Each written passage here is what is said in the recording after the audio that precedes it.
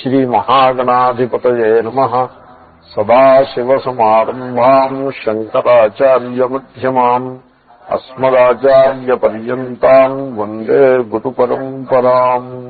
ఓం భద్రం కర్ణేభిః శృణుయామ దేవాః భద్రం పశ్యేమాక్షభిర్యజత్రా స్థిరైరంగైస్తుష్టువాగుంసస్తనూభిః యశేమ దేవహితం జదాయుః. స్వస్తి న ఇంద్రో వృద్ధశ్రవాః స్వస్తి నః పూషా విశ్వవేదాః స్వస్తి నస్తార్క్ష్యో అరిష్టనేమిః స్వస్తి నో బృహస్పతిర్దధాతు. ఓం శాంతి శాంతి శాంతి. పురుష ఏవేదం విశ్వం కర్మ తపో బ్రహ్మ పరామృతం. ఏతద్యో వేద నిహితం గుహాయాం సో విద్యా గ్రంథిం వికిరతీహ సౌమ్యా.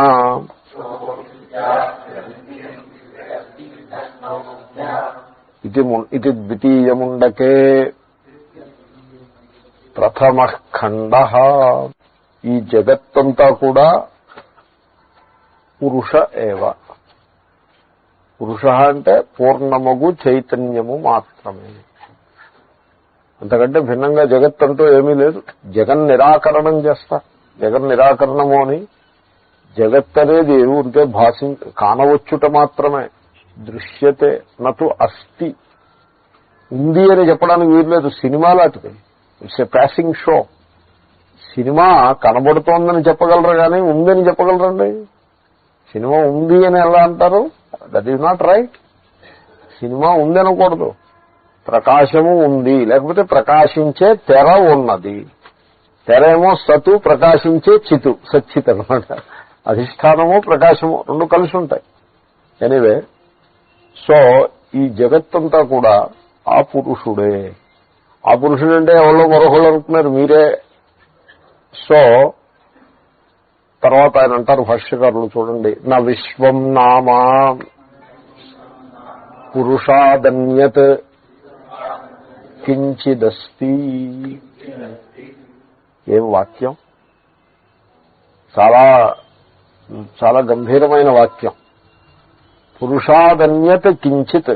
పురుషుని కంటే భిన్నంగా ఏదీ కూడా విశ్వం అనేటువంటిది, జగత్ అనేటువంటిది నా అస్తి, లేదు. ఉన్నది ఒకటి, అనుకునేది మరొకటి, అంతే. సో ఇది ఎలాగంటే ఆభరణ ప్రపంచములో ఆభరణ ప్రపంచం అనేది గోల్డ్ను మినహాయించి మరేదీ లేదు. గోల్డ్ తప్పించి మరేది ఆభరణ ప్రపంచము లేదు. కాటన్ తప్పించి మరేది వస్త్ర ప్రపంచము లేదు. మొన్న ఆ భాగవతం రోజు రిలీజ్ అయిన రోజు నేను ఆఖరణ 2 మాట్లాడినాను. నేను 2 మాటలను ఊరుకున్నా. జ్ఞానమునందు వికల్పములు ఏదో చెప్తూ ఆత్మైవేదం సర్వం అని అక్కడ ఉన్న ప్రసంగం అది. ఆత్మయే ఈ సర్వము. సో ప్రాణము గలవి, ప్రాణము లేనివి అనే విభాగంతో సహా సర్వము ఈ ఆత్మయే. ఎందుకంటే అక్కడ నేను చెప్పిన ఆర్గ్యుమెంట్ ఏముంది, 2 నిమిషాల్లో చెప్పాను. దాని మీద కొంత వివరణ ఇస్తే బాగా అర్థం అవుతుంది. ఊరికే 2 మాటలు అన్నాను. ఏమన్నానంటే, ఇప్పుడు ఘటం అనేది ఏమిటి? ఘటం అనగానేమి? ఘటము అంటే మనకి ఒక సిద్ధాంతం ఒకటి ఉంది, తార్కికుల సిద్ధాంతం. లక్షణ ప్రమాణాభ్యాం వస్తు సిద్ధి అని అంటారు. ఒక పదార్థం మీకు సిద్ధించాలంటే లక్షణము ప్రమాణము రెండింటిని బట్టి సిద్ధిస్తుంది. ఇప్పుడు ఘటము అనేది ఒక పదార్థము, అది సిద్ధించాలంటే ఆ ఘటాన్ని చూచి, కంటితో చూచి, లేకపోతే చెవితో దాని సౌండ్ విని, ఏదో మొత్తం దాని ప్రమాణం. సో కంటితో చూడటమో, చెవితో సౌండ్ వినడమో, చేతితో స్పృశించటమో, లేకపోతే ఇవన్నీ చేయటమో, ఇది ప్రమాణం. ప్రమాణము అంటే జ్ఞాన సాధనము, అదొకటి ఉండాలి. 2, ఈ ప్రమాణం ద్వారా వచ్చే సమాచారాన్ని గుర్తించే మనస్సులో ఓహో ఇదిరా, ఇది ఫలానాది, ఇది అని నిర్ధారణ చేసేటువంటి అది మనస్సు. అక్కడే లక్షణం నిర్ధారణ అవుతుంది. ఓహో, ఈ సౌండ్ను బట్టి ఇది ఘటం సుమా అని.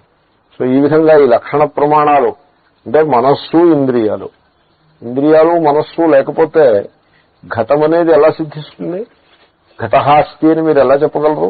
ఇప్పుడు ఘటహాస్తి అని ఘటమైనా చెప్పాలి, మీరైనా చెప్పాలి, ఎవరో వాళ్ళు చెప్పాలి కదండి. ఘటమేమో చెప్పదు, ఘట అహం ఘటహాస్మి అని ఘటం చెప్పదు, మీరు చెప్పాలి. మీరు చెప్పాలంటే ఘటం ఎలా సిద్ధించింది? మీ వల్ల సిద్ధించింది, అబ్జర్వర్ని బట్టి సిద్ధించింది. అబ్జర్వర్ అంటే అర్థం ఏంటి? ప్రమాణములు, ఇంద్రియములు, మనస్సు, అదే అబ్జర్వర్. ఓకే, అక్కడికి ఘటాన్ని తీసుకొచ్చి అధ్యాత్మం చేసేసాం. ఏది అధిభూతము అంటే బాహ్యమునందు ఉన్నదని మీరు అనుకుంటున్నారో వాస్తవంగా అది బాహ్యంలో ఏమీ లేదు, మీ మనస్సులోనే, మీ ఇంద్రియాల్లోనే ఉన్నది. It is very true. Science ప్రకారం కూడా మీరు ఎల్లో కలర్ అని అంటారు, ఎల్లో కలర్, రెడ్ కలర్ అని మీరు ఏవైతే అనుకుంటున్నారో అవి బయట ఏమీ లేవండి. ష్రాడింజర్ అనో ఫిజిసిస్ట్ ఉన్నాడు. ఆయన జీవించినంతకాలం, ఆయన రీసెర్చ్ చేసినంతకాలం ల్యాబొరేటరీలో సోడియం ల్యాంప్ పెట్టి చేసేవాడు. ఎల్లో సోడియం వేపర్ ల్యాంప్ అంటారు. 5800 యాంగ్స్ట్రమ్స్ ఏదో ఆ రేంజ్ లో ఒక మోనోక్రోమాటిక్ లైట్ అంటారు. అంటే అన్ని వేవ్ లెంగ్స్ మిక్స్డ్ అయింది కాకుండా ఒక మోస్ట్లీ ఒక సింగిల్ వేవ్ లెంగ్త్ వస్తూ ఉంటుంది. ఏదో 5800 ఆడ్ 5895 ఎంతో ఉంది దాని వేవ్ లెంగ్త్, యాంగ్స్ట్రమ్స్. అన్ని యాంగ్స్ట్రమ్స్ ఉన్నటువంటి లైట్ వస్తూ ఉంటుంది దాని నుంచి. దాన్ని సోడియం వేపర్ ల్యాంప్ అంటారు, ఎల్లోగా వస్తుంది. దాంతో ఆయన రీసెర్చ్ అంతా ఆ ల్యాంప్తో చేసేవాడు. ఆయన అంటాడు, ల్యాంప్ చూస్తే ఎల్లో ల్యాంపు బయట ఉన్నట్టుగా అనిపిస్తుందే కానీ, బయట ఉన్నట్టే అనిపిస్తుందా ఎల్లో ల్యాంపు? కానీ నాకు తలుచుకుంటే ఆశ్చర్యం వేస్తుంది, బయట ఎల్లో కలర్ అనేటువంటిది బయట ఏమీ లేదు. ఎందుకంటే బయట కాంతి కిరణాలు ఉన్నాయి, ఆ ల్యాంప్ నుంచి వచ్చే కాంతి కిరణాలు ఉన్నాయి, వాటికి ఓ వేవ్ లెంగ్త్ ఉంది, ఓ ఫ్రీక్వెన్సీ ఉంది. ఆ కాంతికి మీరు లక్షణాలు చెప్పండి, ఆ కాంతికి ఉన్న లక్షణాలు ఏమిటో ఎకరో పెట్టండి. వేవ్ లెంగ్త్ ఫలానా, ఫ్రీక్వెన్సీ ఇంత, వేవ్ నెంబర్ ఇంత, ఇంటెన్సిటీ అంటే క్యాండిల్ పవర్ అంట, ఎంత ఇంటెన్సిటీ ఉంది, ఇవో ఇంత ఇంటెన్సిటీ ఎకరో పెట్టండి. ఇంకా ఏమున్నాయి ఆ లైట్ ప్రాపర్టీస్, ఇంకా ఏమున్నాయో చెప్పండి. ఎల్లో, అది దాని ప్రాపర్టీ కాదు, అది కంటి మీద పడితే అప్పుడు the reading of the eye is yellow. కాబట్టి what yellow is the thing that you see, and what you see, the yellowness is not the property of the light. It is what the mind sees or what the eye sees. బయట colours లేవు, colours అన్నీ లోపలే ఉన్నాయి, మనస్సులోనే ఉన్నాయి. అయిపోయింది. మీ ప్రపంచంలో నేను 1/5 మింగేశా. జగన్ నిరాకరణ ఉంటారు, అంటే జగత్తుని మింగి కూర్చోవడం. 1/5 అయిపోయింది. కలర్స్ ఏమీ లేవు బయట. కలర్స్ లేకపోతే ఇంకేమిటి, మీకు ఇంకేముందండి? ఇంకా సౌండ్ బయట సౌండ్ లేదు, బయట వైబ్రేషన్ ఉంది. ఇలా అంటే ఆ వుడ్ అది వైబ్రేట్ అవుతుంది. ఇది మామూలుగా నేను ఇంతకుముందు చెప్పిన కథే, ఉడికే గుర్తు చేస్తూ ఉంటా. ఆ వుడ్ వైబ్రేట్ అయినప్పుడు దాని చుట్టూ ఉండే ఎయిర్ వైబ్రేట్ అవుతుంది. So wave motion vibrations they travel forward. ఏదో డామినో ఎఫెక్ట్ అనో ఏదో అంటారు. డామినో ఎఫెక్ట్ అంటారండి. అంటే డామినో ఎఫెక్ట్ అంటే సైకిల్ అన్ని వరుసగా పెట్టారనుకోండి, ఓ సైకిల్ పడితే అన్ని సైకిళ్ళు పడిపోతాయి. ఈ సైకిల్ ఇక్కడ పడిందనుకోండి, ఇక్కడ పడితే సైకిల్ అక్కడ ఆఖరి సైకిల్ పడుతుంది. మధ్యలో కొంచెం గ్యాప్ ఉంటుంది. ఎందుకంటే వెలాసిటీ ఎంత స్పీడ్తో ఇవ్వబడితే కొంచెం విసురుగా పడిపోయాయనుకోండి, గమ్మున ఆఖరి సైకిల్ 10 సెకండ్లో పడిపోతుంది. అవకాశంగా పడుతున్నాయనుకోండి 50 సెకండ్ల తర్వాత పడుతుంది. That is velocity. మొత్తానికి ఇక్కడ సైకిల్ పడితే ఆఖరి సైకిల్ పడుతుంది, అంతే కదండి. ఇది డామినో ఎఫెక్ట్. సరిగ్గా డామినో ఎఫెక్టే. ఇక్కడుండే ఎయిర్ లో వైబ్రేషన్ వస్తే ఈ ఎయిర్ ఇక్కడతో బ్రేక్ అయిపోలేదు కదా, ఎయిర్ కంటిన్యూస్ గా ఉంది కదా, ఆ కంటిన్యూస్ లో మీ చెవులో దాకా ఉంది. సో ఈ డామినో ఎఫెక్ట్ తోటి ఇక్కడ వచ్చిన వైబ్రేషన్ మీ చెవి దగ్గరికి వస్తుంది. మీ చెవి లోపల గంట వెళ్ళిపోతుంది. చెవి దగ్గరే కాదు, లోపల కూడా. అక్కడ కర్ణభేరి, అక్కడ థిన్ ఫిలిం ఒకటి ఉంటుంది, అది వైబ్రేట్ అవుతుంది. ఇక్కడ వైబ్రేట్ అయినా అక్కడ వైబ్రేట్ అవుతుంది. Domino effect.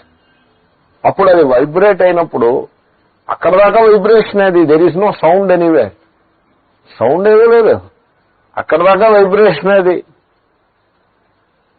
అక్కడ it becomes sound. It becomes sound కాదు, it is read as sound. కాబట్టి సౌండ్ లేదు ప్రపంచంలో. సౌండ్ ఎక్కడుంది? నీ యందు ఇంద్రియములు మనస్సు యొక్క శక్తి యందు సౌండ్ గలదు. ఇంకేముందండి జగత్తు? ఏం మిగిలిందండి? కలర్స్ తీసేసి సౌండ్స్ తీసేస్తే ఇంకేమైనా మిగిలిందా జగత్తు? ఇంకేదో హార్డ్ సాఫ్ట్. ఈ హార్డ్ సాఫ్ట్ కూడా బయట ఏమీ లేదు. దట్ ఈజ్ అగైన్ మీకు చెయ్యి సపోజ్ నంబ్ అయిందనుకోండి, తిమ్మిరి ఎక్కిందనుకోండి, అప్పుడు ఇది హార్డ్ గా ఉందా సాఫ్ట్ గా ఉందా మీరు చెప్పలేరు. ఎందుకంటే సెన్సేషన్ ఉన్నప్పుడే అది హార్డో సాఫ్టో తెలుస్తుంది. కోల్డ్ అండ్ హాట్ అన్నది కూడా సెన్సేషన్ ఉన్నప్పుడే తెలుస్తుంది మీకు. This is so clear to me. There is nothing like hot. Hot అనేది ఏమీ లేదు. హీట్ అన్నది it is kinetic energy only. Gaseous molecules వేగంగా మూవ్ అవుతుంటే దానికి హీట్ అంటారు. స్లోగా మూవ్ అవుతుంటే కోల్డ్. ఇలా ఇలా ఇలా మూవ్ అయితే కోల్డ్, ఇలా ఇలా మూవ్ అయితే hot. So where is heat? Outside heat లేదు, ఏమీ లేదు. Outside there is only movement of molecules. కొంచెం క్విక్ గా మూవ్ అవుతున్నాయనుకోండి, heat is what the skin reads. Skin reads the movement of gaseous molecules as heat or as cold. Gas molecules slowగా move అవుతుంటే skin మీకు molecules స్లోగా move అవుతున్నా ఏం చెప్పదు. ఏమని చెప్తుంది? కోల్డ్ అని చెప్తుంది. వేగంగా మూవ్ అయితే హాట్ అని చెప్తుంది. That is how skin reads. అక్కడ ఉన్నది హీటు కాదు, కోల్డ్ కాదు. What the skin reads is either heat or cold. కాబట్టి జగత్ అనేది there is nothing called world outside. There is outside, there is only matter, only one matter, non dual matter. That alone is read by you as colors in a given situation, as sounds, as heat, as cold, whatever. ఆ మ్యాటర్కే బ్రహ్మ అని పేరు. దాన్ని బయట ఉన్నది బ్రహ్మ.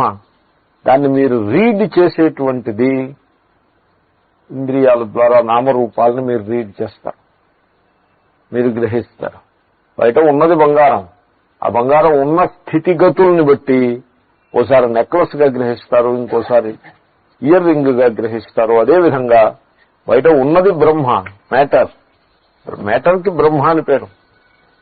Undifferentiated, undivided matter, non dual matter, దానికి బ్రహ్మ అని పేరు.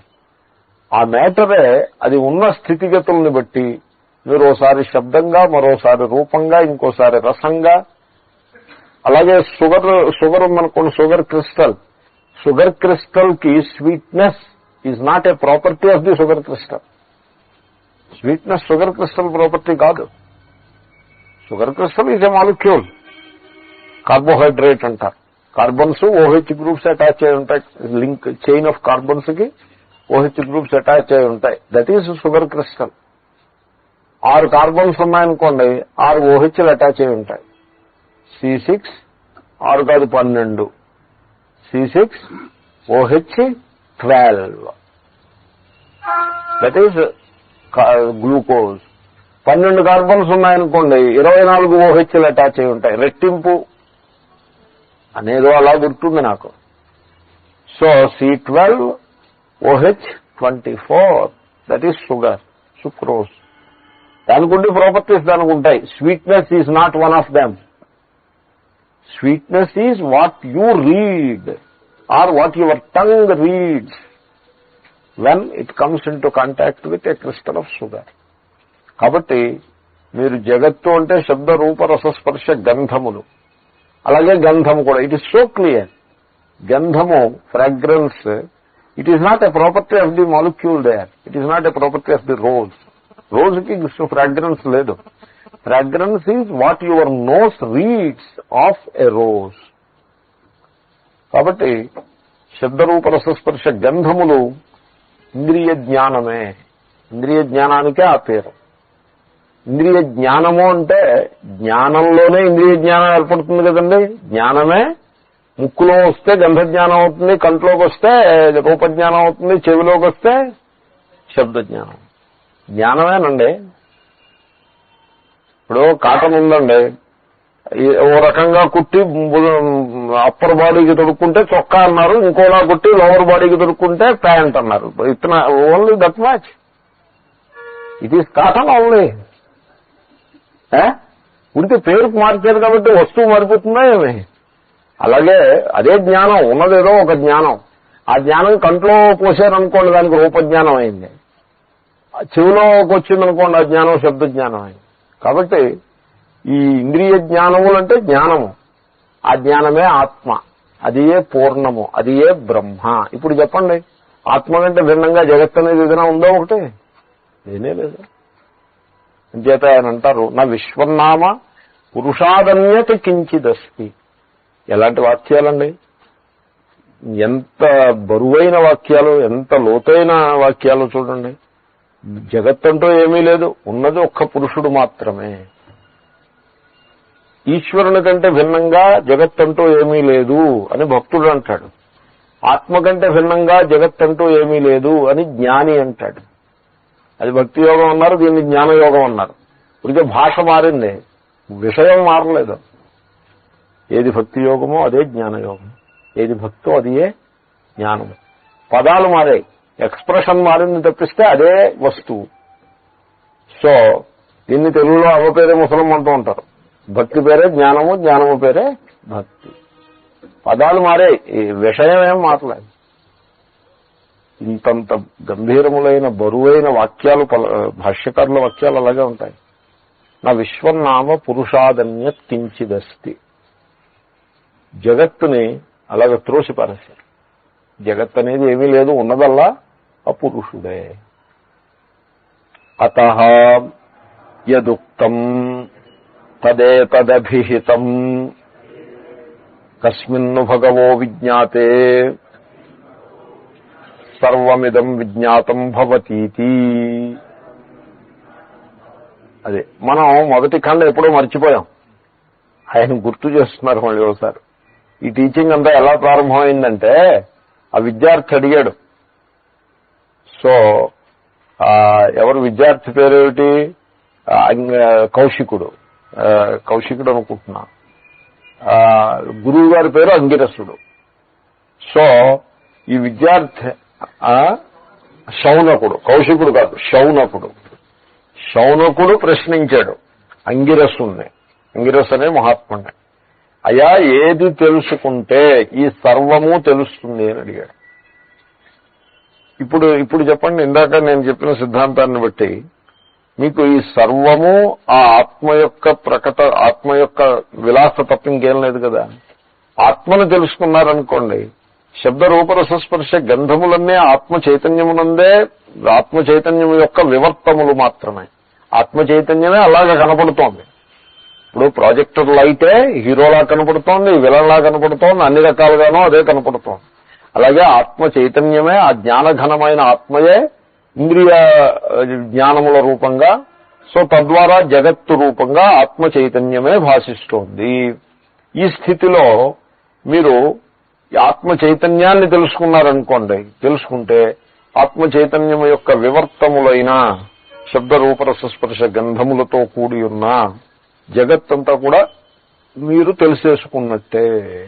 ఇంక తెలుసుకోవాల్సిందేం లేదు. ఇన్ ఎఫెక్ట్ తెలుసుకున్నారని అర్థం. ఇన్ ఎఫెక్ట్ తెలుసుకున్నారు అని అర్థం. ఇప్పుడు కాటన్ మీకు తెలిసిందనుకోండి, కాటన్ ఆర్ యార్న్ మీకు తెలిసిందనుకోండి, ఇంకే యార్న్ ఒక పర్టికులర్ యార్న్ ఉంటుందా, this is very good quality yarn అని తెలిసిందనుకోండి, ఇంకా దాంతో కుట్టించిన దాన్ని వస్త్రం కింద తయారు చేసి, ఫ్యాబ్రిక్ కింద తయారు చేసి, ఆ ఫ్యాబ్రిక్ ని షర్ట్ల కింద, ప్యాంట్ల కింద ఇంకా మీరు ఎలా కుట్టించినా అది తెలిసినట్టేనండి. ఆ యార్ మాకు తెలుసుండదు అంటారు. దేంతో తయారు చేశారండి ఈ అపారల్, దేంతో చేశారంటే ఫలానా యార్న్తో చేశారు. అలాగా, ఓకే అలాగా. లేదు ఏమిటో అపారల్ ఏమిటో చూడండి, ఇంక చూసేది ఏం లేదు, మాకు తెలుసు అది. ఎందుకంటే ఆ యార్న్ తెలుసు, ఆ యార్న్ నుంచి వచ్చిన ఫ్యాబ్రిక్ ఎలా ఉంటుందో తెలుసు. ఆ ఫ్యాబ్రిక్ నే మీరు ఇటు తిప్పి అటు తిప్పి కుడతారు కదండి, ఇంక అంతకంటే చేసేదే ఉంది. నైట్ గౌన్ అన్నా అదే ఫ్యాబ్రిక్, షర్ట్ అన్నా అదే ఫ్యాబ్రిక్, ప్యాంట్ అన్నా అదే fabric. And we know that fabric because we know the yarn out of which that fabric is made. So ఆ విధంగా ఏది తెలిస్తే ఈ సర్వము తెలిసినట్లే అవుతుందో, ఇది ప్రశ్న. ఎంత అద్భుతమైన ప్రశ్న.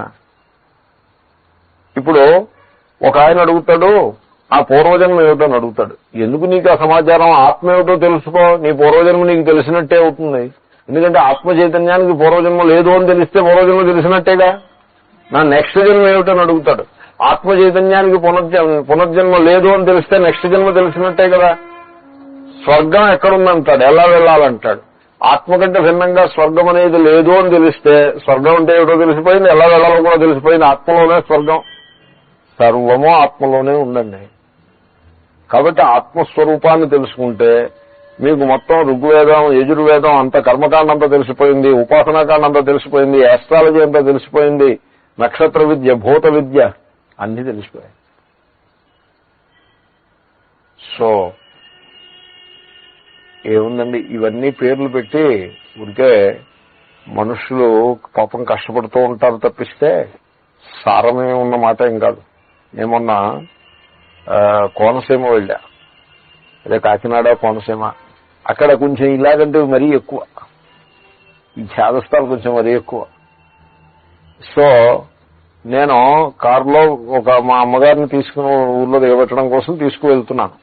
వారిని జాగ్రత్తగా తీసుకెళ్ళి దిగబెట్టొద్దామని. వారు కాకినాడ వచ్చారు, తీసుకెళ్తారు.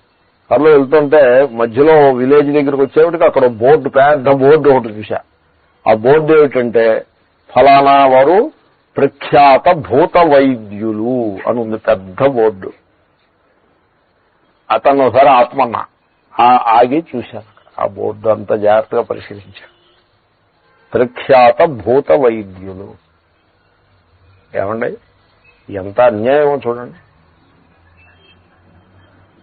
అంటే భూత ప్రేత పిశాచాల ఎవరికైనా ఆవహిస్తే ఆయన ఈ వేప మండలు, సాంబ్రాణి గుగ్గులు ఇవన్నీ పట్టుకుని వెళ్తారనమాట.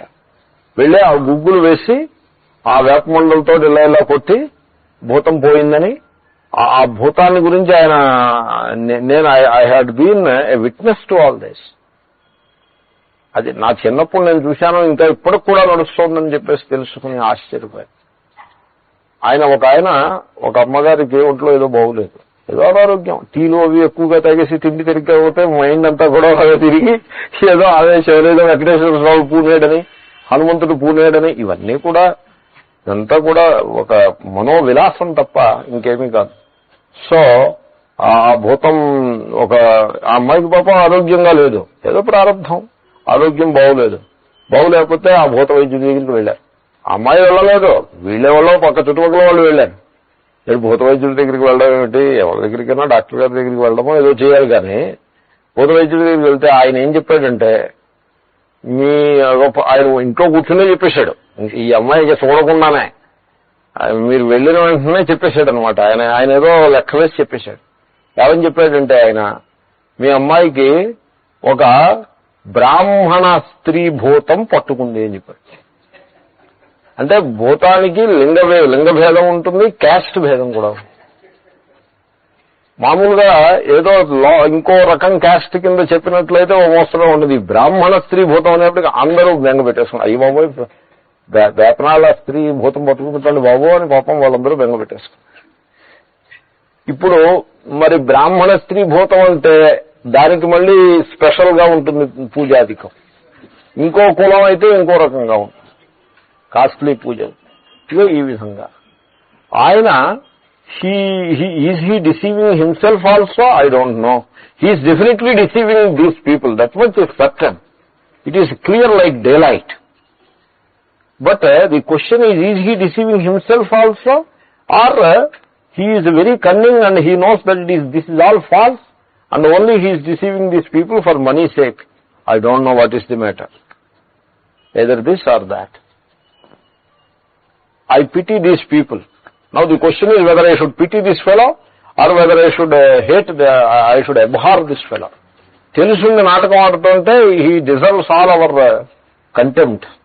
తెలియకుండా అతను కూడా మోసపోయి అతను కూడా తను చెప్పే మాటలను తను కూడా నమ్ముతున్నాడు అంటే you should pity him also వీళ్ళతో పాటుగా. ఇది ఈనాడు కూడా నడుస్తోంది అంటే, ఈ రోజును కూడా నడుస్తోంది అంటే ఎంత దురదృష్టకరమైన విషయం. సో ఈ విధంగా అయితే అంత అజ్ఞానం అంత మరీ అధ్వానంగా ఉండదు. సిటీల్లో ఇంకో కొంచెం ఫ్యాషనబుల్ గా సోఫిస్టికేటెడ్ గా ఉంటుంది. సిటీల్లో అజ్ఞానం అంత అధ్వానంగా ఉండదు, ఇంకొంచెం సోఫిస్టికేటెడ్ గా ఉంటుంది. శ్రీయంత్రము అని ఒక గ్లాస్ తోటి తయారు చేసినటువంటి సమ్ ఫన్నీ లుకింగ్ సబ్స్టెన్స్, దాన్ని ఇలాగా పిరమిడ్ లాగా ఏదో చిన్న పర్టికులర్ షేప్ లోకి తీసుకొచ్చి it is made of glass so that it shine, it is transparent. షైనా నా మొహమా, transparent it is. Suppose it shines, what a big deal.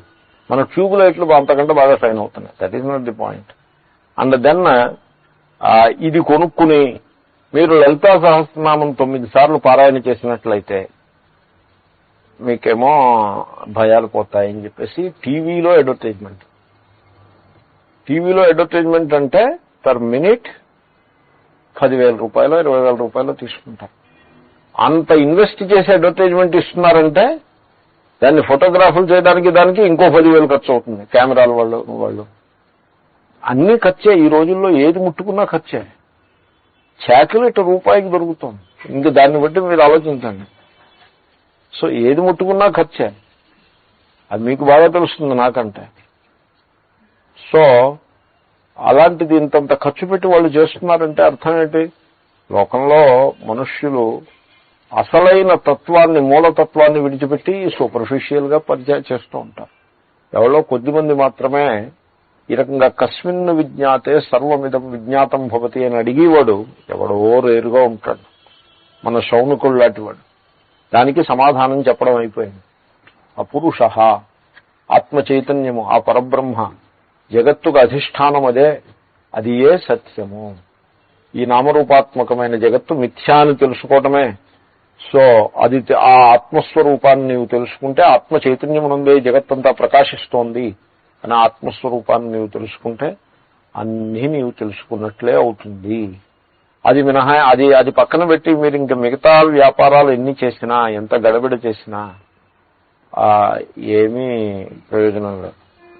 భాగవతంలో చోట వృషభ దేవ చరితంలో చక్కటి వాక్యం. ఇప్పుడు గుడ్డివాడిని చేతనైతే దారి చూపించాలి కానీ గుడ్డివాడిని పని కట్టుకుని గోతులోకి తోసిస్తే మనకేం ఉపయోగం అని ఉంటుంది వాక్యం. సో ఆ విధంగా మానవుడు అజ్ఞానియే ఉంటే గుడ్డివాడితో సమానం. అజ్ఞాని అయిన వాడికి మనం ఏదో భగవద్గీత ఏదో మనస్సుకి ఉత్సాహాన్ని కలిగించి కొంత జ్ఞానాన్ని ఇచ్చినట్లయితే వాళ్ళ జీవితాన్ని వాళ్ళు తంటాలు పడి ఎలాగా వాళ్ళే నడపాల్సి ఉంటుంది. తమ యాత్ర తామే చేయాల్సి ఉంటుంది. మనం ఇచ్చే సమాచారము వాళ్ళకు ఉపయోగపడే సమాచారం ఇవ్వాలి కానీ వాళ్ళని మరి వాళ్ళ ఆ అజ్ఞానంలో ఇబ్బంది పడుతున్న వాళ్ళ యొక్క జీవితం మరింత బరువైపోయే విధంగా వాళ్ళని గోతులోకి నెట్టేసి ఏ భూత వైద్యాలనో అయితే మరోటనో ఒక సూపర్ స్టిషన్లోకి వాళ్ళని నెట్టేసి చేయటం అన్నది చాలా దురన్యాయం. అది పద్ధతి కాదు.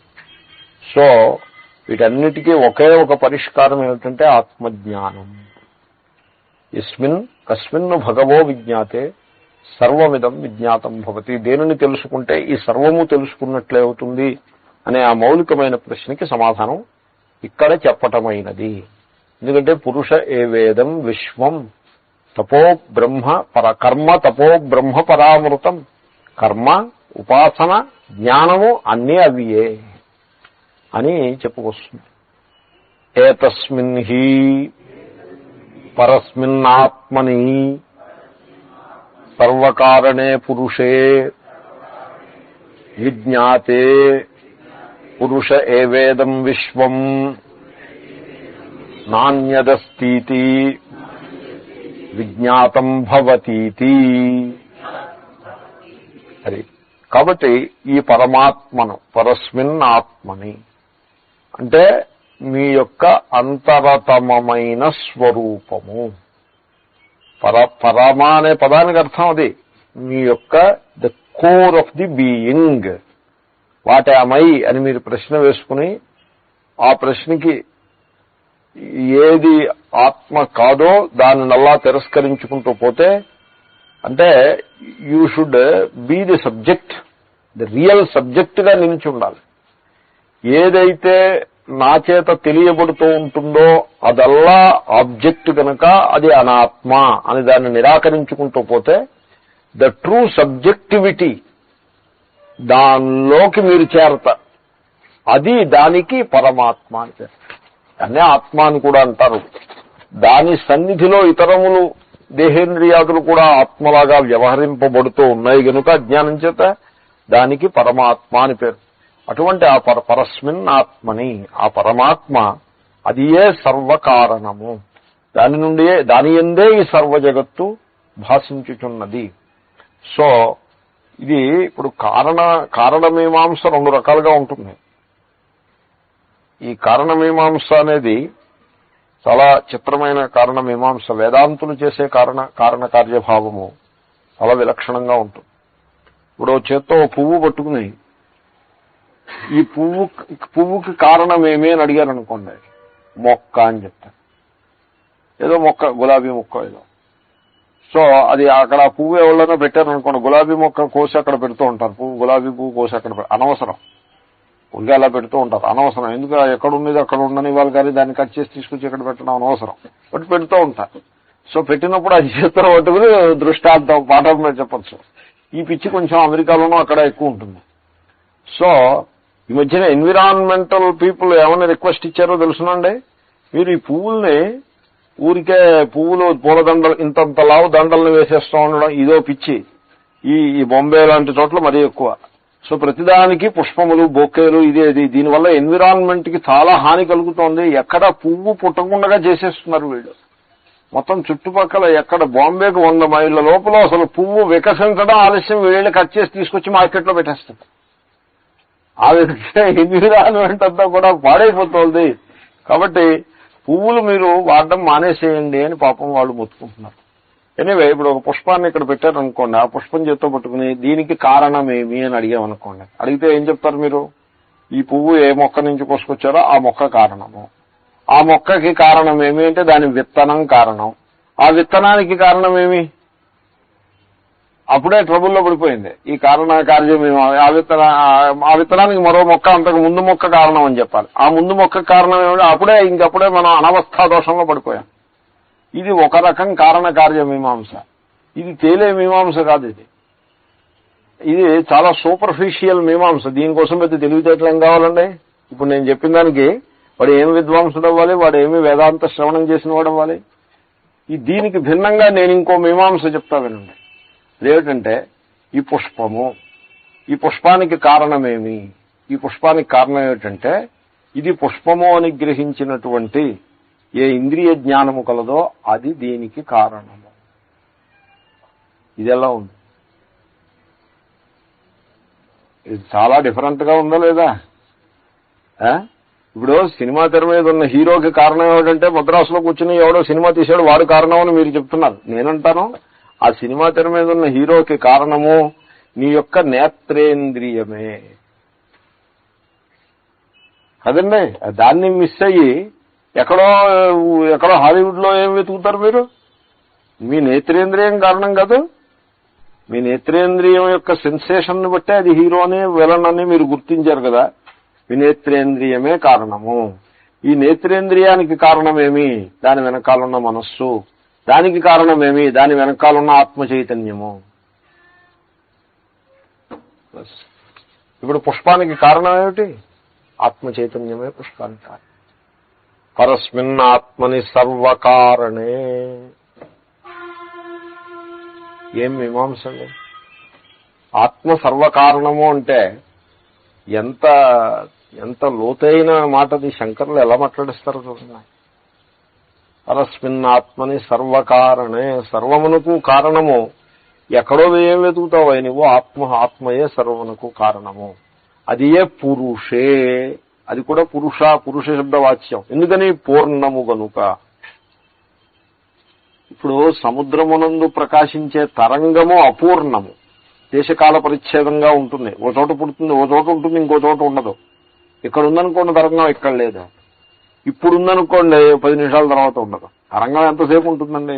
1 నిమిషం ఉంటుంది, 10 నిమిషాలు ఉంటుంది, 15 నిమిషాలు ఉంటుంది మహా ఉంటే. ఇక్కడ ఉంటే అక్కడ లేదు, ఇప్పుడు ఉంటే అప్పుడు లేదు. కానీ సముద్రము ఇక్కడ ఉంది, అక్కడ ఉంది, ఇప్పుడు ఉంది, అప్పుడు ఉంది. అంటే దీని పేరే దేశకాలములకు అతీతమైనది. దేశకాలములు దాని నుంచి పుడతాయి. ఇప్పుడు తరంగం ఇక్కడ ఉంది అని మీరు ఎప్పుడైతే అన్నారో, ఇక్కడ ఉంది ఇప్పుడు ఉందంటే తరంగాన్ని బట్టి ఇప్పుడు ఇక్కడ వచ్చాయి. కాబట్టి తరంగంతో బాటే ఇప్పుడు ఇక్కడ కూడా పుడతాయి. అంతే కదండి.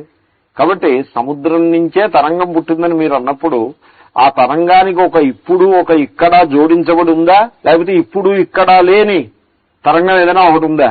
లేదు కదా. మీరు తరంగము అనగానే ఇప్పుడు ఇక్కడ. సో ఇప్పుడు ఇక్కడ తరంగము అన్నీ కలిపే పుడతాయి. దేని నుంచి పుడతాయి? సముద్రం నుంచి పుడతాయి.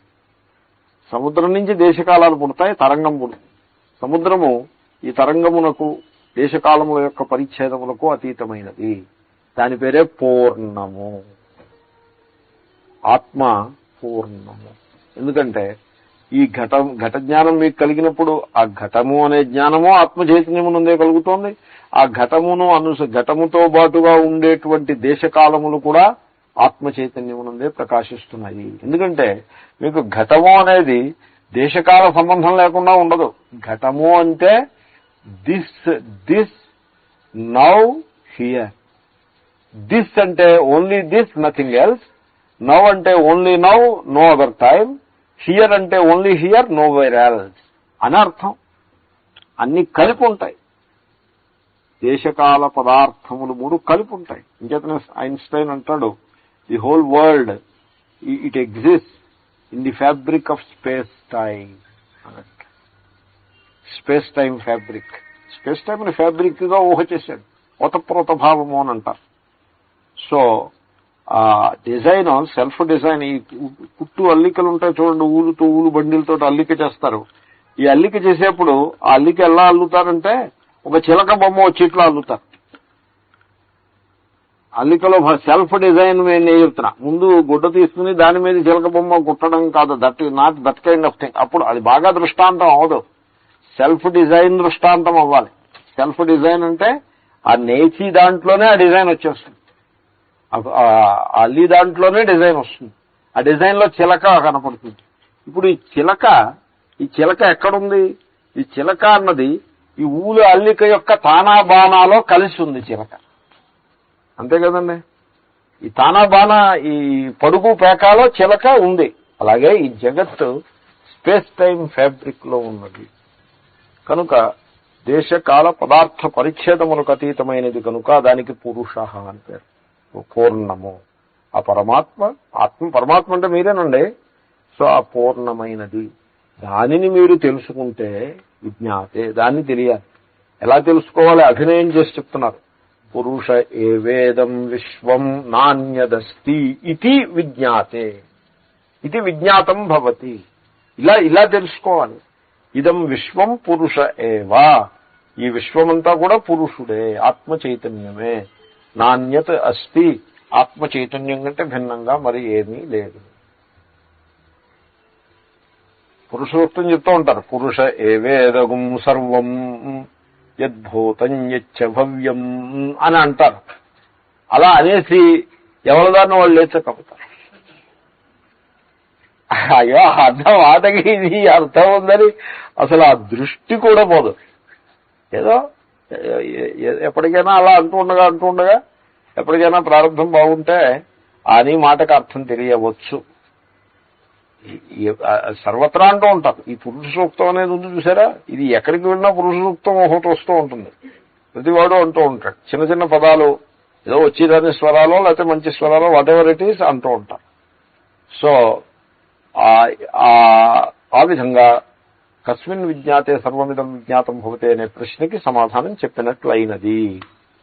తర్వాత కిం పునరిదం విశ్వమిత్యుచ్యతే. చూడండి, చెప్పడం అయిపోయింది. పురుష ఏవేదం విశ్వం అని చెప్పడం అయిపోయింది. కానీ ఆ వస్తువు చాలా గహనమైనది కనుక ఇంకొంచెం బాగా వివరిస్తా. ఎలాగంటే ఆభరణ ప్రపంచాన్ని చూపించి ఇదంతా బంగారమేనండి అయిపోయింది, చెప్పడం అయిపోయింది, ఇంక చెప్పాల్సింది ఏం లేదు. అయినా కూడా ఏమిటండి ఇదంతా బంగారం అంటాడు ఈయన, ఈ షెల్ఫ్ లో ఒకటి ఉంది, ఆ షెల్ఫ్ లో మరొకటి ఉంది, ఇంకో షెల్ఫ్ లో ఇంకోటి ఉంది, దీని ధర వేరు, దాని ధర వేరు, దీని ఉపయోగం వేరు, దాని ఉపయోగం వేరు, ఇన్ని భేదాలు ఉంటూ ఉంటే ఇదంతా బంగారం అని ఓ మాట అనేసి చక్కపోతాడు, ఏమిటిది వాట్ ఈస్ దిస్ అని మళ్ళీ సందేహం రాకుండా ఉండడం కోసమని మళ్ళీ చూడు ఇదంతా బంగారం అని ఒక స్టేట్మెంట్ ఇచ్చి దాని మీద ఫర్దర్ ఎక్స్ప్లెనేషన్, ఈ షెల్ఫ్ లో ఉండే నెక్లెస్లు బంగారమే అని అలాగా దేనికి దాన్ని చెప్పి మళ్ళీ ఇది బంగారమే అని చెప్పాలి. ఈ విశ్వం అనగానేమి అంటే చూడండి, ఎదురుకుండగా విశ్వం కనపడుతూ ఉంటుంది. ఎదురుకుండా కనపడి విశ్వము యొక్క మిథ్యాత్వాన్ని గ్రహించాలి. అట్ ది సేమ్ టైం దానికి అధికరణంగా అధిష్టానంగా ఉండే ఈశ్వరతత్వాన్ని దర్శించాలి. కంటితో కాదు, సూక్ష్మమైన బుద్ధితో దాన్ని భావన చేయగలగాలి. ఈ జగత్తుకంతకి అధిష్టానంగా ఉండే ఈశ్వర స్వరూపాన్ని భావన చేయగలగాలి.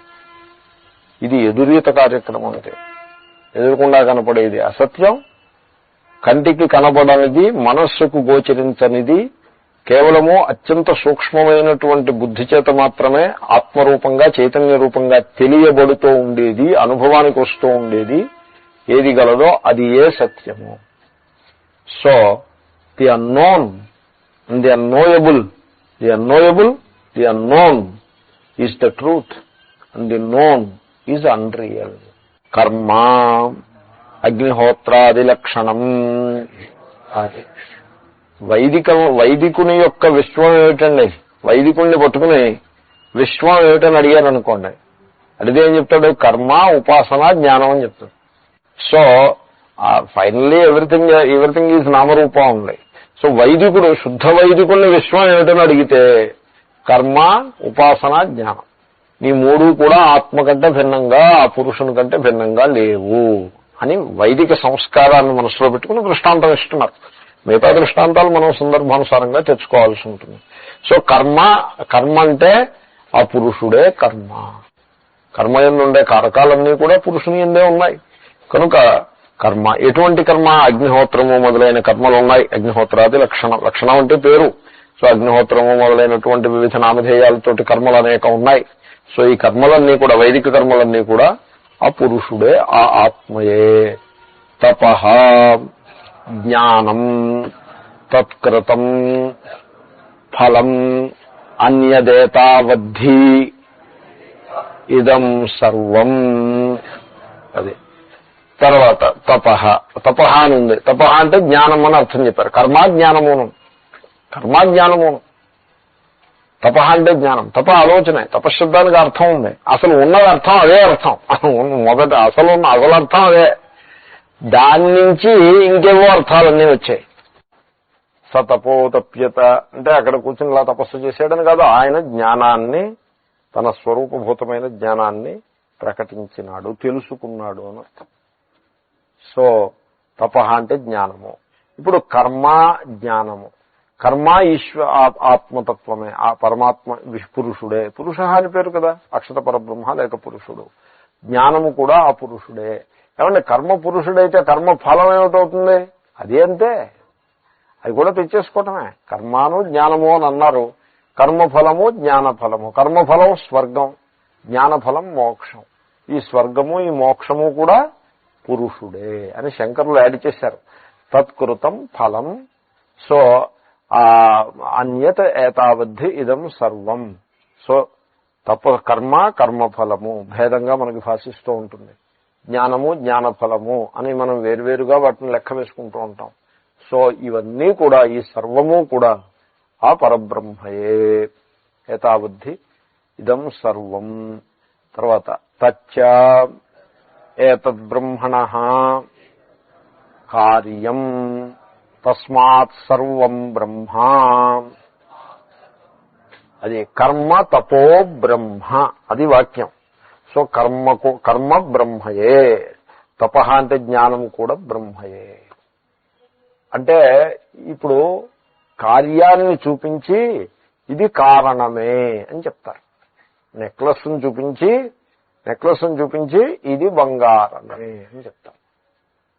చూస్తున్నది నెక్లెస్, అంటే నెక్లెస్ అంటే నామరూపాలను చూస్తూ ఉంటారు. నామరూపాలను చూస్తున్నప్పుడే సూక్ష్మ బుద్ధి ఉన్నవాడు నామరూపములకు అతీతమైన మూలతత్వాన్ని కూడా చూస్తాడు. కారణ దృష్టి, కార్యదృష్టి అని రెండు రకాల దృష్టిలు ఉంటాయి.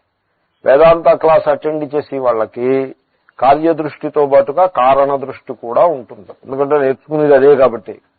వేదాంత ఎప్పుడు చదువుకోలేదనుకోండి, గీతా ఉపనిషత్తులు మొదలైన వారు చదువుకోకపోతే కేవలం కార్యదృష్టిలోనే ఉండిపోతాం. కారణ దృష్టి అనేది ఒకటి ఉందని గానీ తెలియదు. అది ఉంటే ఇలా ఉంటుందని తెలిసే ప్రసక్తే లేదు. కాబట్టి కార్యదృష్టిలోనే ఉండిపోతారు. జగత్తంతా కార్యదృష్టిలోనే బతికేస్తారు. అలాగే సమాజం, అలాగే మానవులు అలాగే ఉంటారు. సో నేనేదో కండెమ్ చేస్తున్నానని మీరు అనుకోద్దు. ఊరికే విషయాన్ని మీరు చెప్తున్నాను అంతే. కండెమ్ చేయడానికి ఏముంది, అందరూ సమానమే. సో కార్యదృష్టి అంటే ఏమిటి? మీకు నామరూపాలనే చూసుకుంటూ ఉండడం అంతే. నామరూపములకు అతీతమైన మూలతత్వం జోలికి వెళ్లి పనే లేదు. కేవలం నామరూపాల దగ్గరే అతుక్కుపోవటం పేరు కార్యదృష్టి.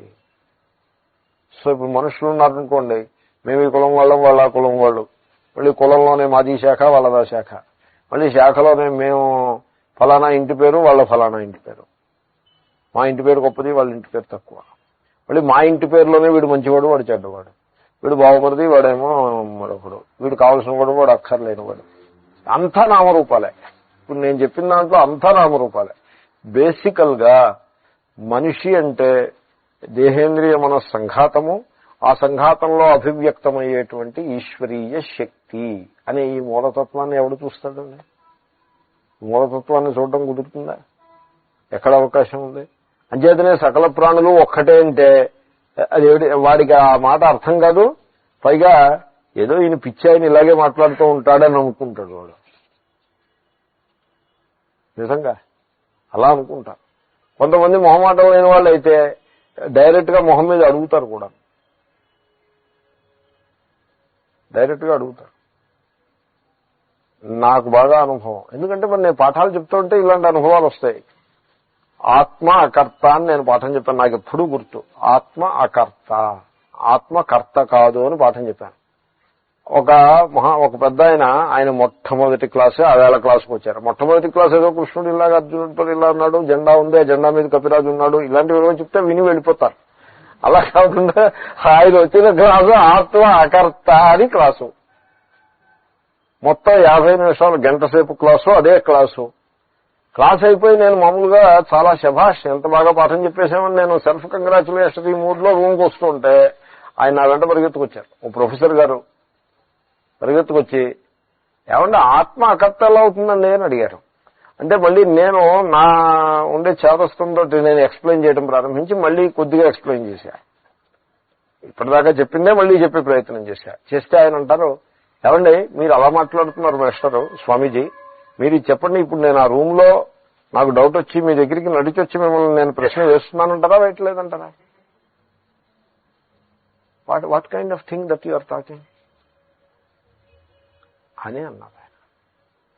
అంటే నేను మొట్టమొదటి అన్నాను, చూడండి మీరు ఇంకో కొంతకాలం శ్రవణం చేయండి, ప్రస్తుతానికి మీరు you don't worry about it anymore అని అంటే పాపం ఆయన చాలా డిసప్పాయింట్ అయిపోయారు. ఆ తర్వాత నేను ఏదో తాత్కాలికంగా నాకు తోచిన సమాధానం చెప్పాను. He was relatively satisfied in the sense that okay there is something to be carefully examined అని ఒప్పుకుని వెళ్ళారు. పాపం అర్థం చేసుకుని వెళ్ళిన మాట కాదు, అర్థం అవటానికి టైం పడుతుంది. కాబట్టి కార్యదృష్టి కారణ దృష్టి అని ఉన్నప్పుడు కార్యదృష్టిలోనే మనుషులు జీవిస్తూ ఉంటారు. కారణ దృష్టి వైపు వెళ్ళరు. అసలు కారణ దృష్టిని మనం వేదాంత శాస్త్రంలో నేర్చుకునే ప్రయత్నం చేస్తాం. సో నేను చెప్పే ఈ విషయాలు ఉన్నాయి, చాలా లోతైన విషయాలు. ఉరికే నేను ఏదో అలవోకగా చెప్పేస్తూ ఉంటాను కాబట్టి సరళమని మీరు అనుకోద్దు. చాలా జాగ్రత్తగా మీరు మనస్సు పెట్టి తెలుసుకోదగ్గ విషయాలు చెప్తూ ఉంటాను అని ఊరికే హెచ్చరిక అన్నమాట, అంతకంటే మరేం కాదు. సో మనము కార్యదృష్టితో జీవిస్తున్నంత కాలము దాని పేరే సంసారం. దాంట్లో మీకు సొల్యూషన్స్ ఏమి ఉండవు. కార్యదృష్టితో జీవిస్తున్నంతకాలం సొల్యూషన్స్ ఏముంటాయి? సొల్యూషన్స్ ఏమి ఉండవు.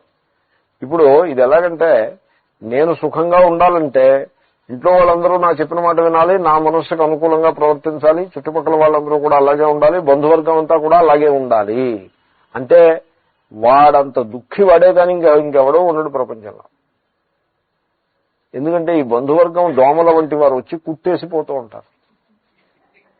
సో కాబట్టి ఊళ్ళో వాళ్ళందరూ నాకు అనుకూలంగా ఉండి, బంధువులందరూ నాకు అనుకూలంగా ఉండి, మిత్రులందరూ నాకు అనుకూలంగా ఉండి, ఆఫీసులో వాళ్ళందరూ, ఇంట్లో వాళ్ళందరూ నాకు అనుకూలంగా ఉంటే నేను హ్యాపీగా ఉండగలుగుతాను, లేకపోతే నాకు హ్యాపీనెస్ ఎక్కడిది అని ఉన్నవాడు వాడు జీవితంలో ఎన్నడూ హ్యాపీగా ఉండలేడు, ఎప్పుడూ దుఃఖిస్తూనే ఉంటాడు.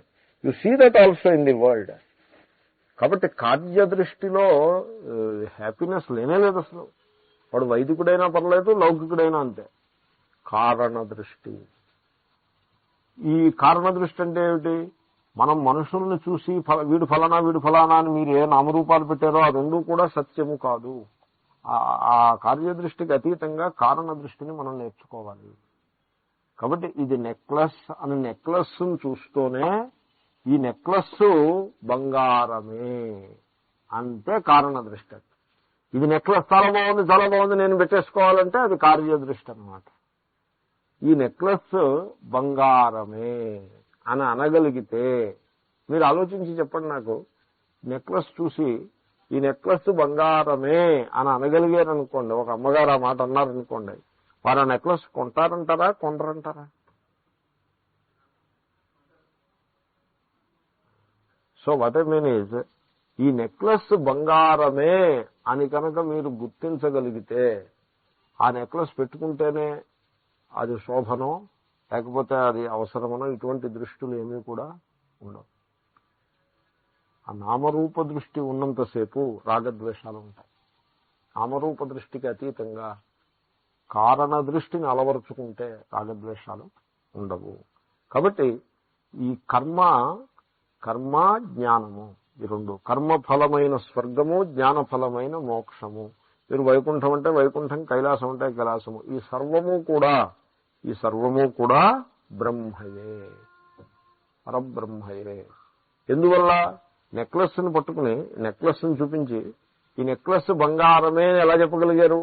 ఎందువల్లంటే ఈ నెక్లెస్ బంగారం నుంచి పుట్టింది గనక, కార్యము గనుక. అలాగే కర్మ తపో బ్రహ్మ, కర్మ బ్రహ్మయే, తపస్సు బ్రహ్మయే అని ఎలా చెప్పగలిగారు? ఈ కర్మ, ఈ తపస్సు, ఈ కర్మఫలము, ఈ తపఫలము, ఈ సర్వము కూడా బ్రహ్మ కార్యము గనుక. మీరు కార్యాన్ని చూస్తూ ఉంటారు.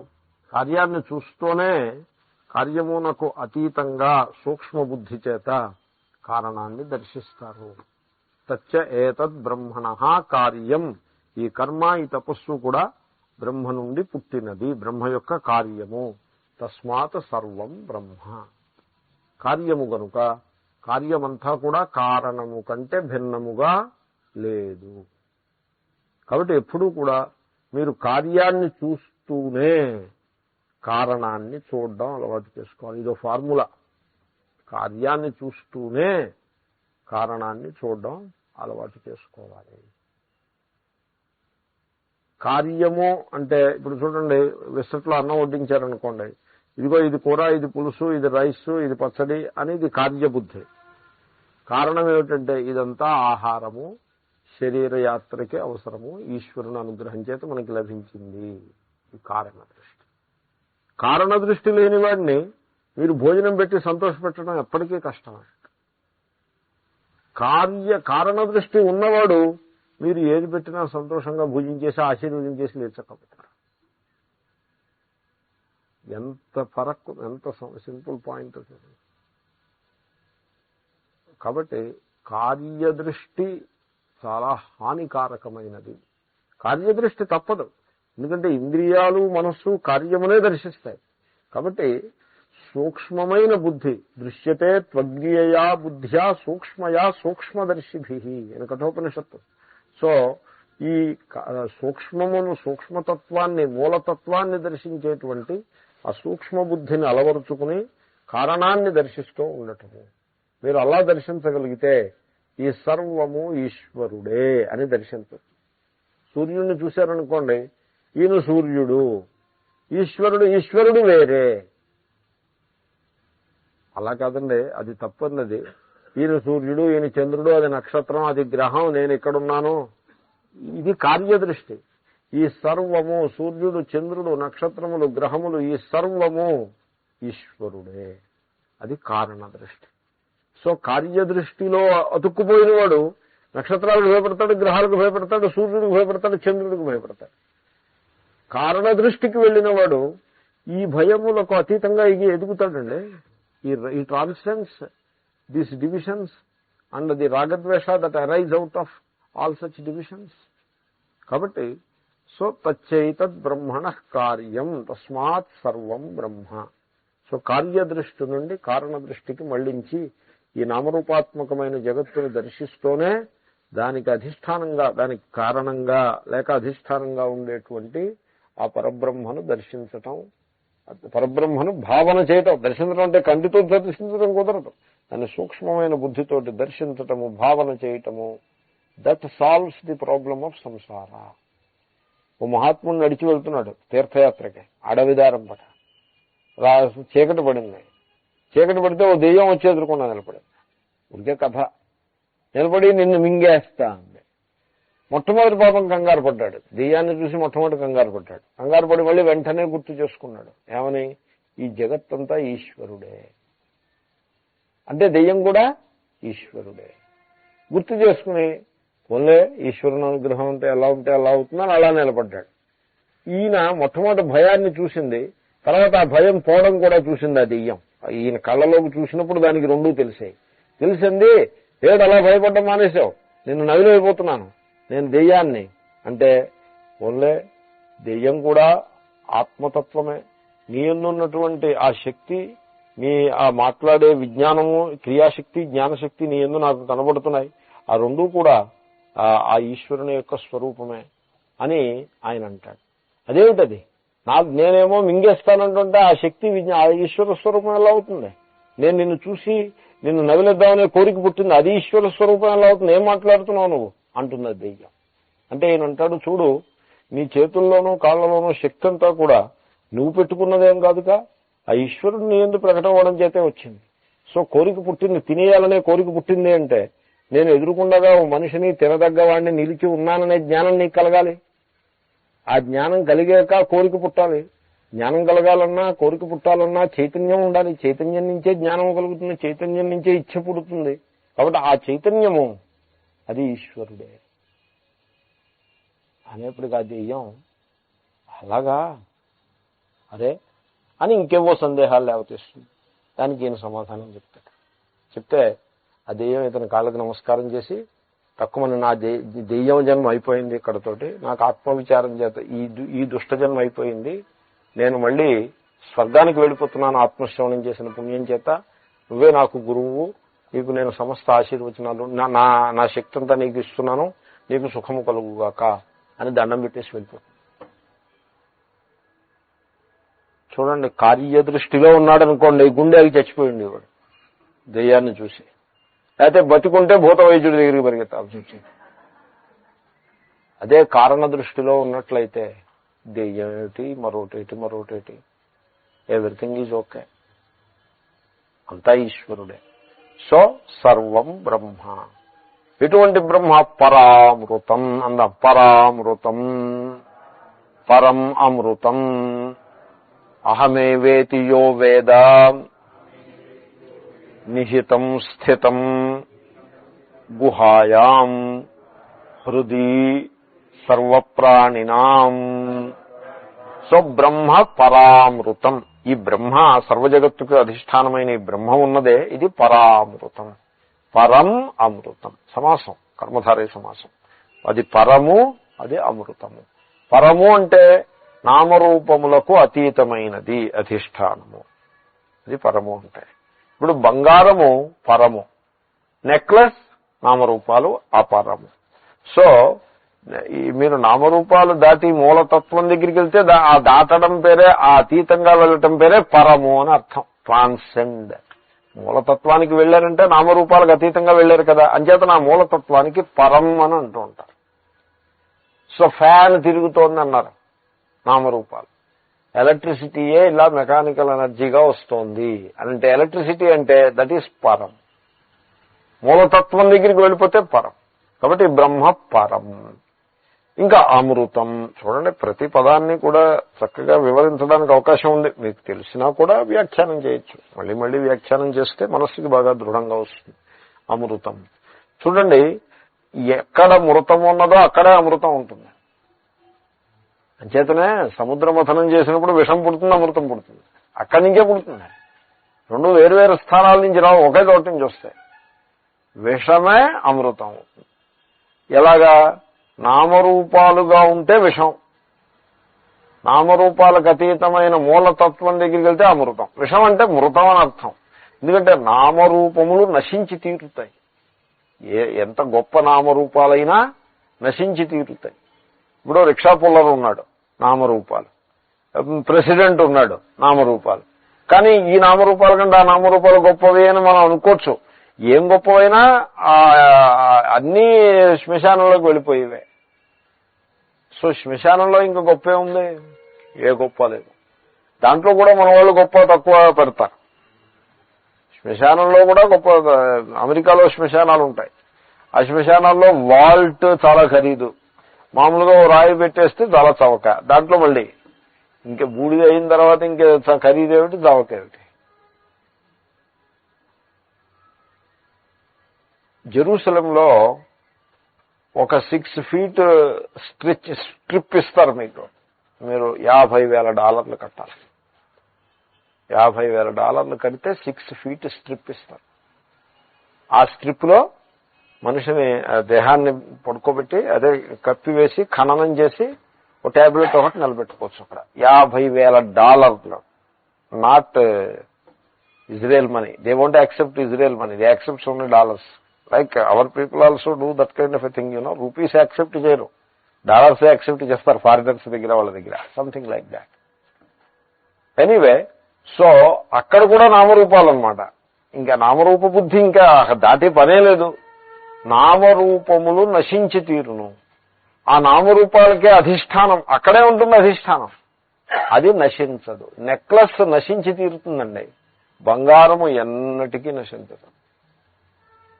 మృతము, నెక్లెస్ అంటే మృతం, అదే బంగారం అంటే అదే అమృతం అయిపోతుంది. అలాగే నామరూపాత్మకమైన జగత్తు అంటే మృతము అంటే వినాశి అని అర్థం, నశించేది. దానికి అధిష్టానమైన బ్రహ్మ అంటే నాశము లేనిది, అమృతం. ఇప్పుడు దాన్ని అక్కడికి ఆ మంత్రంలో ఆ ఫస్ట్ హాఫ్ అయింది, పరామృతం. తర్వాత ఏముంది? ఏతద్యో వేద, దీనిని ఎవడైతే తెలుసుకుంటాడో. ఎలా తెలుసుకోవాలి? నిహితం గుహాయాం ఉంటున్నారు. అంటే అహం బ్రహ్మాస్మి, అహమేవ, ఆ చైతన్యము నేనే, నా యొక్క అంతరతమమైన స్వరూపము అదియే.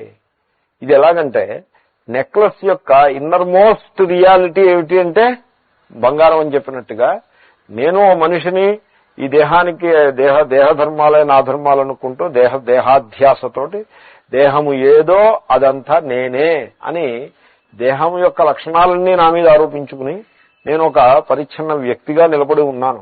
కానీ నా యొక్క యథార్థ స్వరూపమేమి అని విచారణ చేసుకుంటే ఆ మూలతత్వము ఏదని తేలుతుందో అది ఏ పరబ్రహ్మ.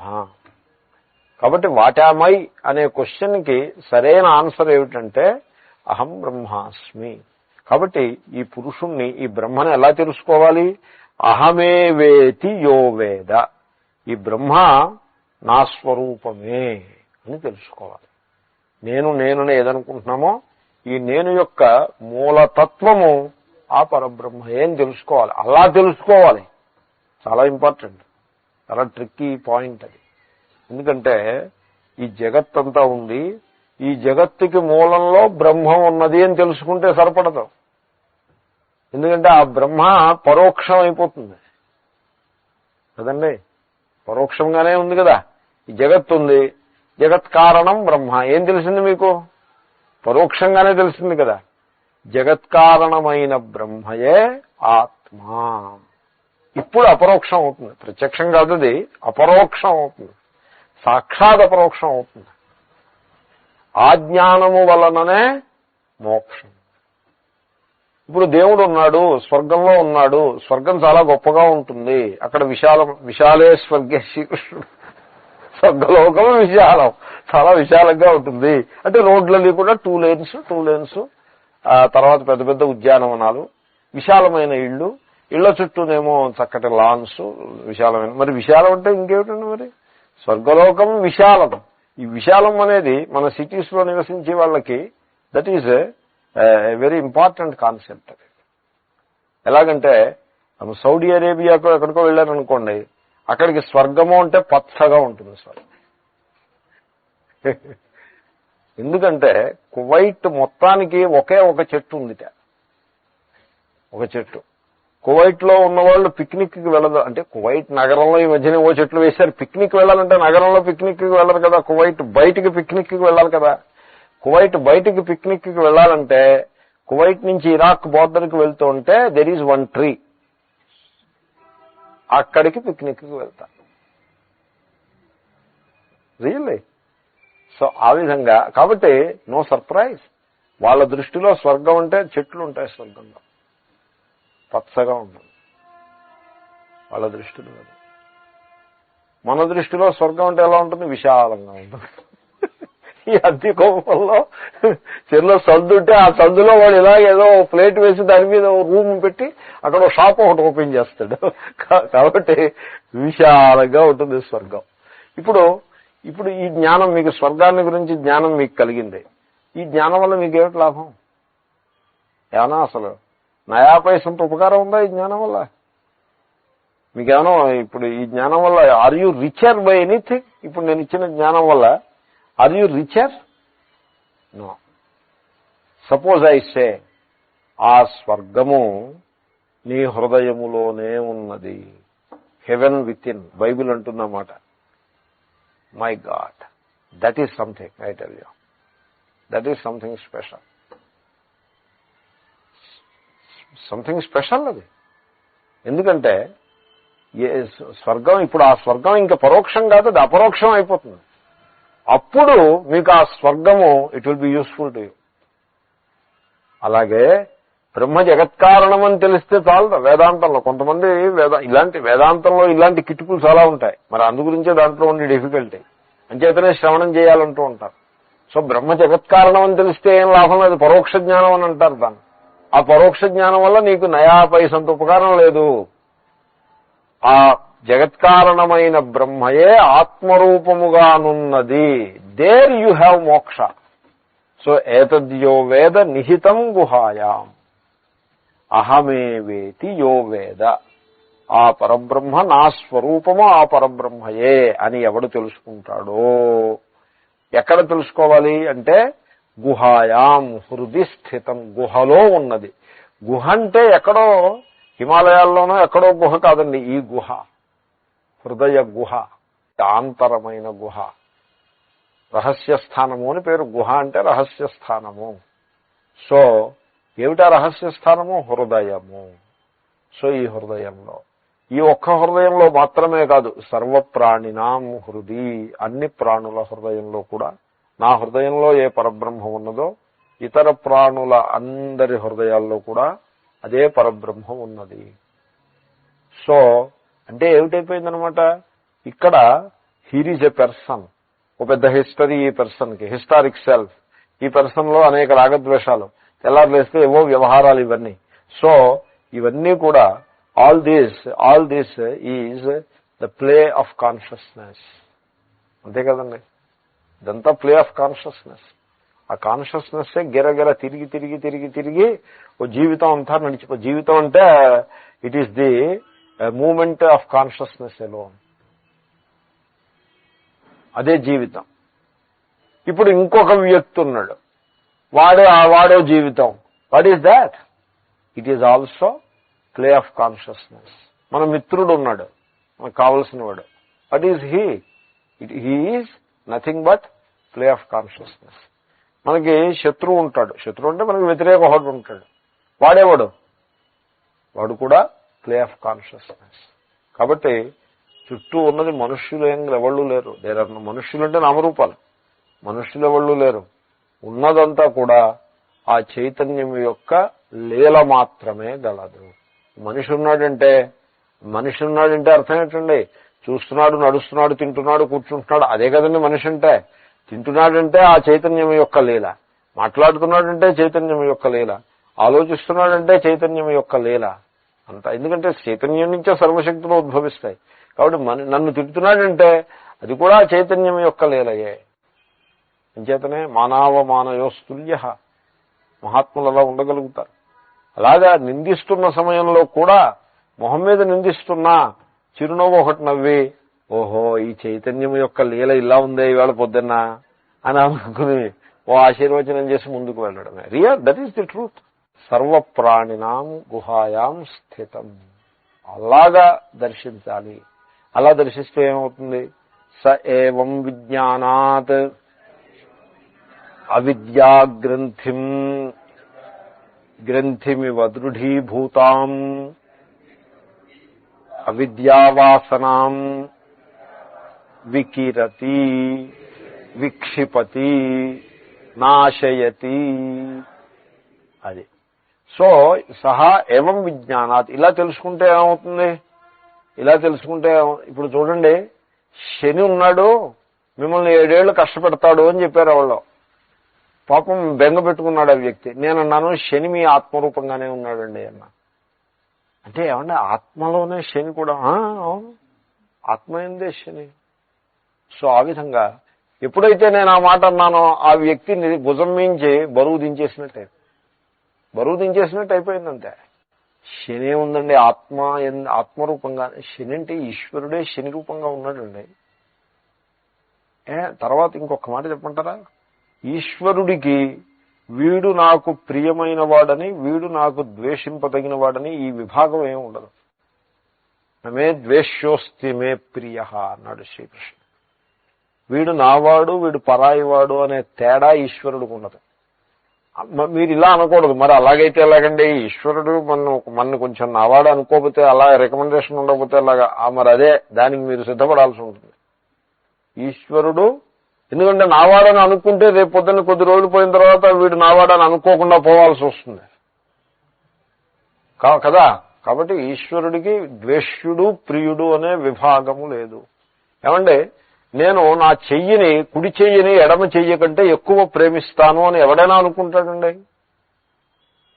అలా అనుకోవడం సాధ్యపడుతుందా? నా కుడి చెయ్యిని నేను ఎడమ చెయ్యి కంటే ఎక్కువ ప్రేమిస్తాను.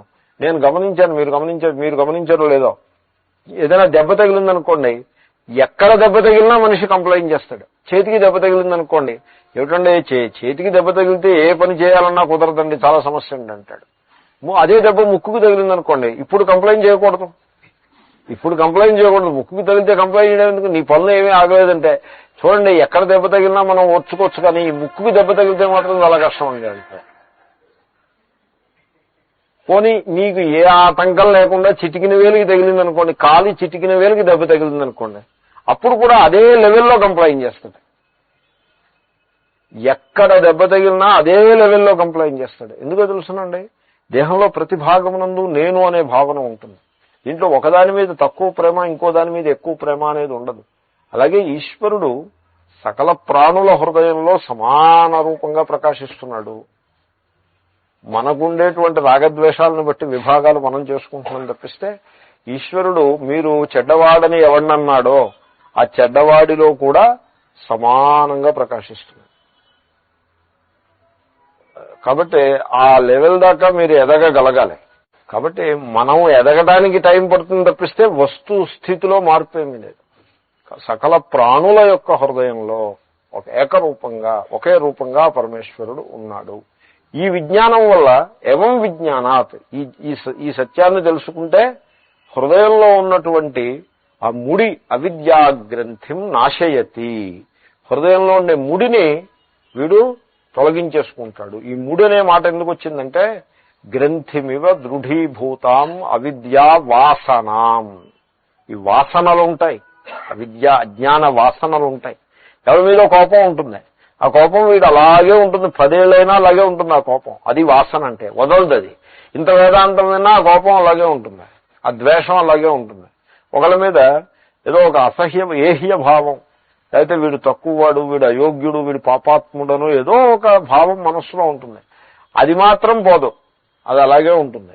దాని పేరే వాసన అంటారు. ఏమన్నా అంతా పరమేశ్వర స్వరూపమే కదా, ఎందుకండి మీకు ఈ విషయం అంటే దానికి ఏదో ఎక్స్ప్లెనేషన్ ఇస్తాడు, జస్టిఫికేషను. అంతా పరమేశ్వరుడు అంటే లోక వ్యవహారం ఎక్కడ కుదురుతుందండి, భోజనం చేయడం మానేసామా, ఉద్యోగాలు చేయడం అని ఏదో చెప్తాడు. ఆయన ఏదో అడ్డగోలు సమాధానం చెప్తాడు తప్పిస్తే ఆ చెప్పిన సత్యాన్ని గ్రహించే ప్రయత్నం చేయడు. ఎందువల్ల? ఆ వాసన, అజ్ఞాన వాసన మనస్సును దృఢంగా పట్టేసి ఉంటుంది. So people are very confused. వాసనలు చాలా గట్టిగా ఉంటాయి. ఓ పట్టానదిలో మనస్సు ఆ గురువులో పడిపోయిందంటే వాడిని ఏం చేయండి మీరు, వాడు అలాగే ఆలోచిస్తాడు, అదే ధోరణిలో ఆలోచిస్తూ ఉంటాడు. అంచేతనే ఈ వాసనలని గ్రంథి అన్నారు. గ్రంథిమివ దృఢీభూతాం. ముడి పడిపోతుంది. ముడి పడిందంటే ఇంకా ఫ్రీ మూవ్మెంట్ ఉండదు, ఫ్రీడమ్ ఉండదు. ఈరోజు సూది చేస్తున్నారనుకోండి, సూది కుట్టుతున్నారనుకోండి, కుడుతుంటే దారం ముడి లేకపోతే స్మూత్ గా వెళ్ళిపోతుంది. మధ్యలో ముడి పడిందంటే ఎక్కడో రాగలిగి అది తిరిగి అవతల వాడయ్యారే కానీ ఇంకా ఒక అడుగు కూడా ముందుకు వేయలేదు మీరు. సో ఆ రకంగా జీవితంలో ఈ అవిద్యా వాసన ముడి పడిపోయి ఇంకా మన హింస పెట్టేస్తుంది. అందుకోసం దాన్ని గ్రంథి అన్నారు. ఈ గ్రంథి ఎలా పోతుందంటే ఆ సత్యతత్వాన్ని, ఆ మూలతత్వాన్ని, ఆ ఈశ్వరతత్వాన్ని పదే పదే స్మరణకి తెచ్చుకుని దాని మీద అటెన్షన్ బాగా పెట్టుకుని సర్వ అవస్థల యందు కార్యదృష్టిని విడనాడి కారణ దృష్టిలో నిలిచి ఉంటూ ఈశ్వర భావనతోటి ఉండాలి. బాగా అటెన్షన్ కావాలి. Attention is energy, attention is power, attention of the truth. ఆ సత్యాన్ని, ఏ సత్యాన్ని అయితే మనం శాస్త్రం ద్వారా తెలుసుకుంటామో దాని యందు పూర్తి సావధానత, జాగరూకత ఉన్నట్లయితే ఈ గ్రంథి స్లోగా సడలుతుంది. సో ఈ విజ్ఞానం వల్ల ఆ గ్రంథి నశిస్తుంది, విడిపోతుంది. వికిరతి అంటే విడిపోతుంది. విడిపోతుందంటే నశిస్తుంది అని అర్థం. ఈ గ్రంథి అంటే ముడి. ఈ ముడి అన్నది ఏం ఉండదు, అక్కడ ఏమీ ఉండదు. జ్ఞానం వల్ల ముడి ఊడిపోతుంది. కాబట్టి ఈ అజ్ఞాన వాసన అనేది కూడా అలాంటిదే. ఇది అసందర్భమైనది, తప్పు, దీంట్లో యోగ్యత లేదు, ఇది సత్యం కాదు అని ఒక సావధానత, అటెన్షన్ మీ మనస్సుకు వచ్చేస్తే that is the energy, that is the power, mental energy. దాంతో ఆ వాసన పోతుంది అవతలకండి. దాన్ని అలాగా దాన్ని తీసిపారేయచ్చు. ఆ అటెన్షన్ మీకు రాలేదనుకోండి, రాకపోతే అలాగే ఉంటుంది ఆ వాసన. కాబట్టి ఈ గ్రంథి లక్షణమే దీనిది. సో వికిరతి ఇహ సౌమ్య అని ఉంది, అక్కడితో ఆ మంత్రం పూర్తవుతుంది. అందాము. ఇహ జీవన్నేవా నమృత సన్ హే సౌమ్య ప్రియదర్శన. అది సౌమ్య అంటే కోమల చిత్తము గలవాడా అని నేను చెప్పాను. శంకరులు ఇంకా అందంగా రాశారు. ప్రియదర్శన, నిన్ను చూస్తే నాకు ఆనందము అంటున్నాడు. చూడండి, సౌమ్య. ఎందుకంటే విద్యార్థిని చూస్తే ఆచార్యుడికి ఆనందం కదండి. సో అంగిరసుడు శౌనకుడితోటి హే సౌమ్య ప్రియదర్శన అంటే బాగా చదువుకుంటున్నావు, చక్కటి సంగతిని జాగ్రత్తగా కూర్చొని తెలుసుకుంటున్నావు అని ప్రేమతోటి పిలుపు అనమాట. హే సౌమ్య.